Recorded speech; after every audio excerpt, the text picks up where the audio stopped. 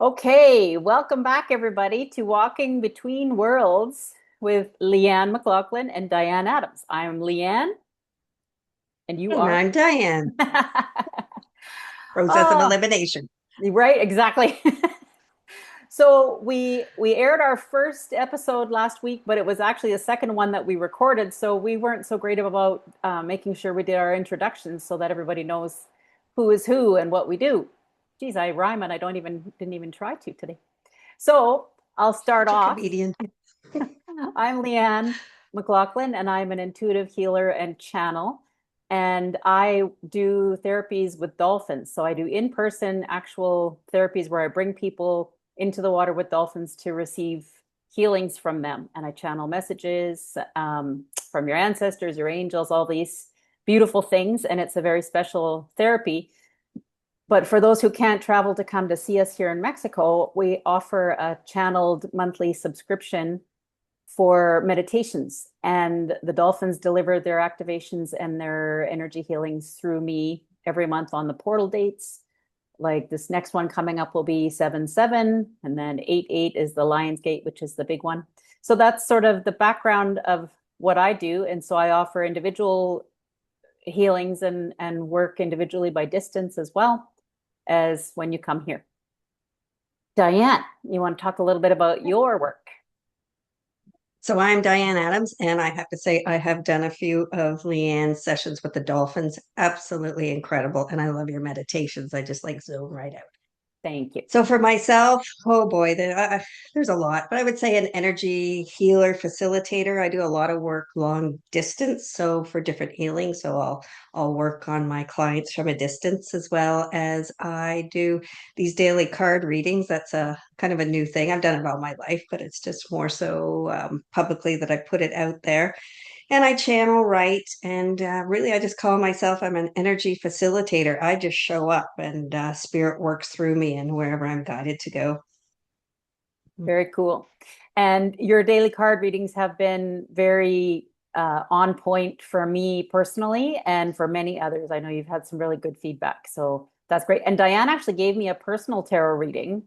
It was very much on the fly. I had a lot of stuff unfolding and we were talking on the phone. She's like, let me grab my cards, start shuffling, and things start flying out. And man, thank you, because it really gave me some confirmation of what was coming next. So there, that's who we are. And today Yes. we had a chat earlier in the week and we talked a little bit about this. We thought we should bring this up.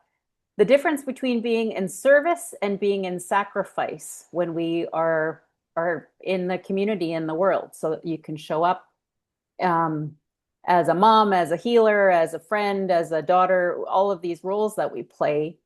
And what we were talking about was how being in service is a high vibration because this is where we honor ourselves and there's an exchange.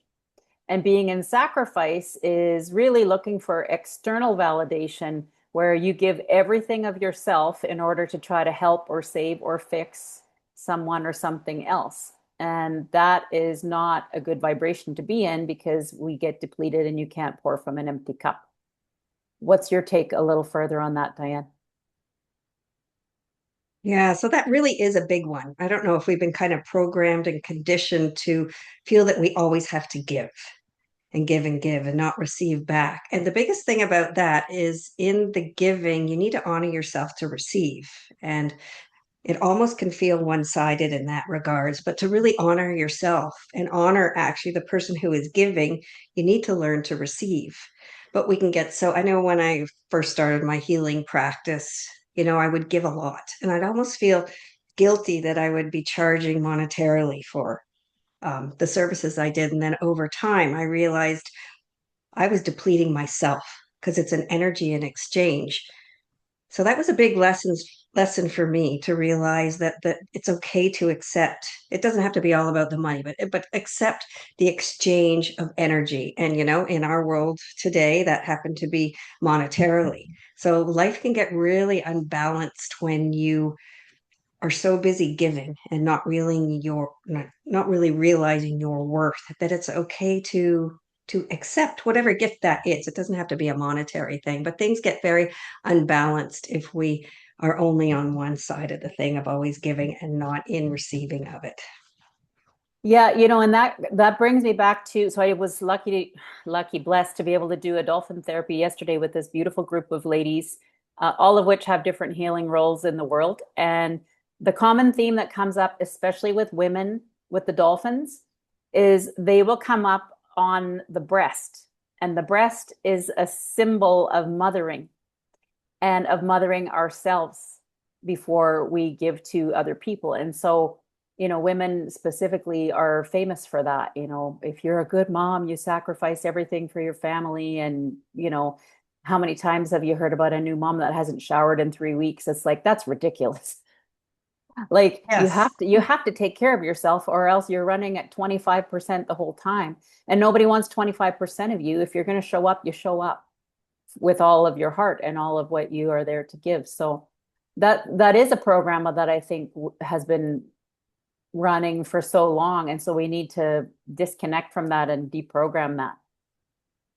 Well, here's a good example. You're on an airplane and it said, okay, if something happens, the oxygen mask falls down. Make sure you put the oxygen mask on yourself first, because how can you be of service? Say you have a young child with you, if you put the mask on them first and then you pass out. I know it's a crazy example, but it's a great way to look at it. And maybe we don't look at that in life, that we need to fill our own cups.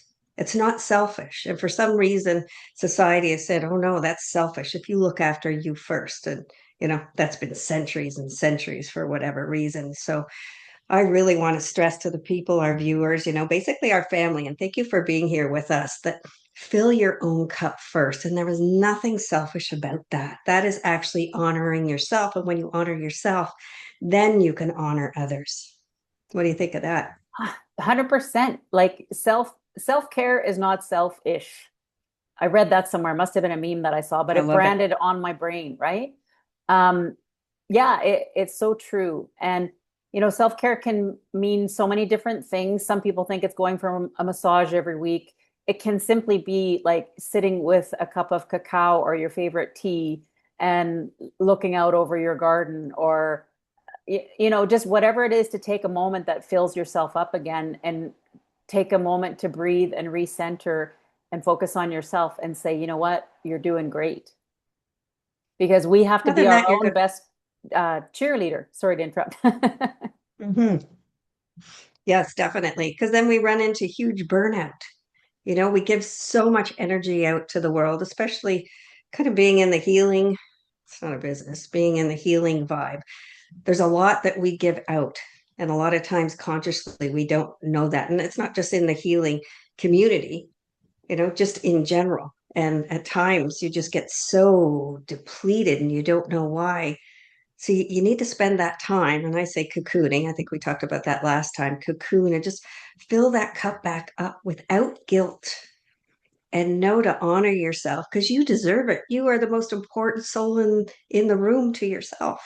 And again, that's not selfish. And some can look at that and go, well, that's selfish because I have my kids and they're number one, and my husband and my family, and I have to look after everybody.